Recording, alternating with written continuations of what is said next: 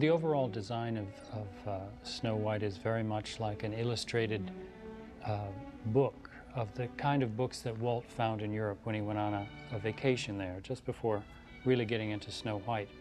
And interestingly enough, he hired 3 European artists to work on the film.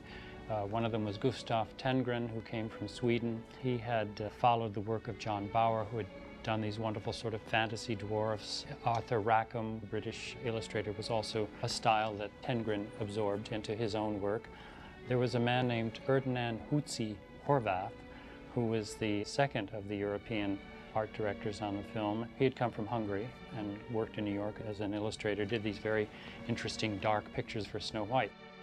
But the main overall art direction on the film was by a Swiss artist named Albert Herter, and he joined the studio in 1931, and he was a bit older than the rest, but he had this European academic art training in Germany as well as Switzerland, and he came to the studio with a great knowledge of art history and the styles of different kinds of artists, and he was the one that everybody went to in the studio for approval of the layouts and the backgrounds and even the designs of the costumes.